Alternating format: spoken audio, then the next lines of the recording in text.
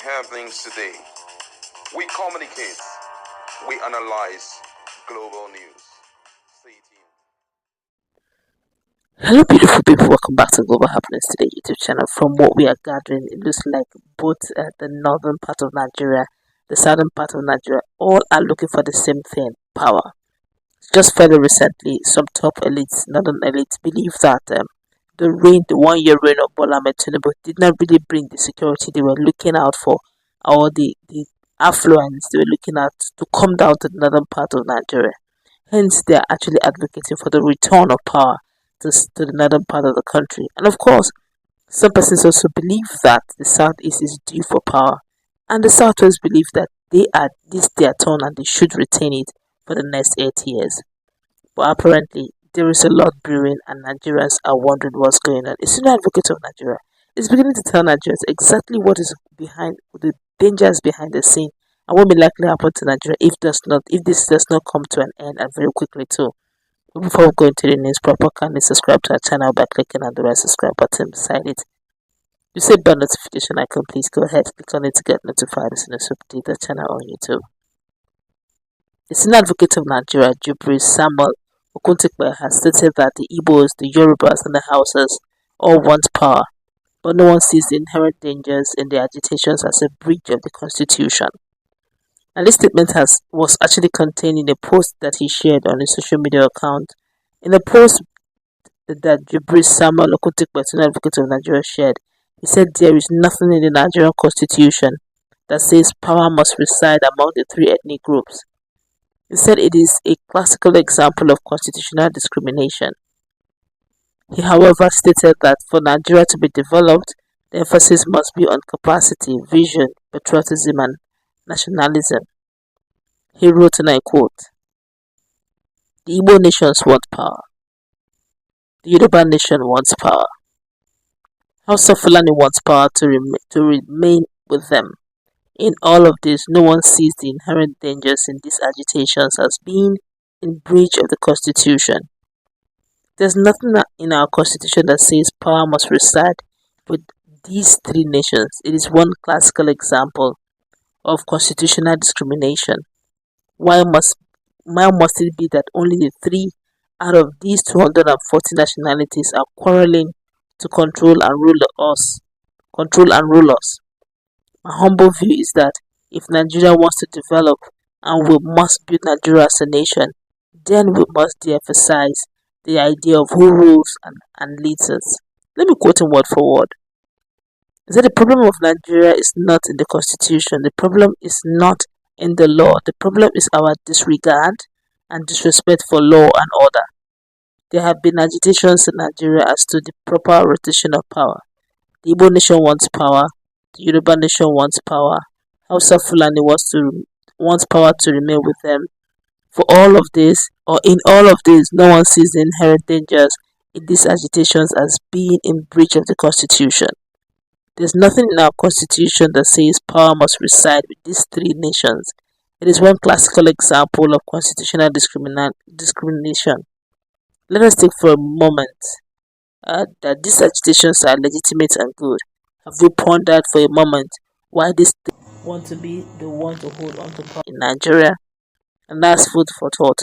But this quickly comes to mind before we go into a full analysis. There's a video I watched that touched my heart, and I believe that much as it's painful, but it's the harsh reality that stares us in the face. One of our African brethren, top politician, talked and said something that's very unique to Nigeria. Every 4 African you see, 1 is a Nigerian, and he will say, and so what? What's the positivity in it? What's there to gain? And if every 4 Africans, 1 is every 4 black man, 1 is a Nigerian. So to what's the benefit? There's nothing so spectacular about it that you cannot hear that from a Chinese, or that who would literally tell you to every 4 foreigners you see, 1 is a Chinese. But if you look around you, their products speak for themselves.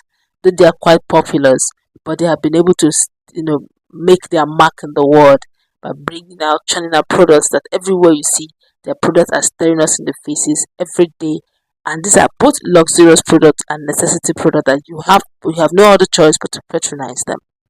You see, but they open their fridge in their various homes and villages and countries and cities, and by the time they open their storehouses, they don't get to see not one.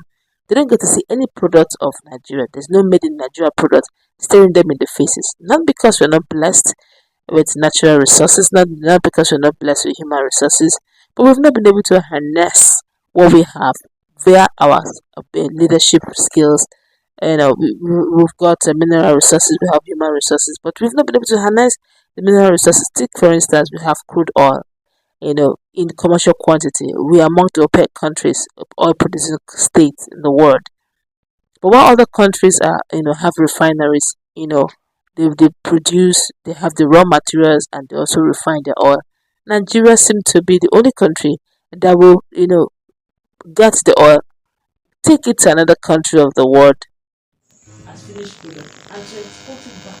So the profit there is being wasted to the point that the last dispensation, but former President Buhari had to, former President Buhari had to, produce, or rather create a railway from Nigeria to Niger, where we have to take all our products, our oil to Niger for refining, and they return it back to Nigeria. And Niger is not even up to us in size.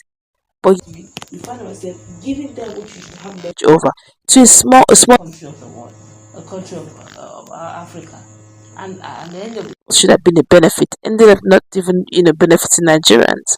And the question now is it boils down to leadership. And what Okitikwe is literally saying is, can't we look at things like visions like capacity, integrity, one who has the capacity to rule us, one who have the integrity to rule us, one who have what it takes, to take us from this, and not a case of it's our bragging right, it's our turn to rule, and that's been the problem. We've always had the issue of leadership problem. And Kutikwe say, can we just get it right and not go on ethnical lines, get it right and not go on a religious line, and just look for one who has competence, capacity, and that has been the preaching of Peter Obi. Say, don't vote for me because I'm Igbo. Don't vote for me. Vote for me because I'm a Nigerian. Vote for me because I have capacity. And until we get it right, we'll keep falling short of our capacity. We keep bragging that out of every four Africans, one is a Nigerian. So what have we been able to produce?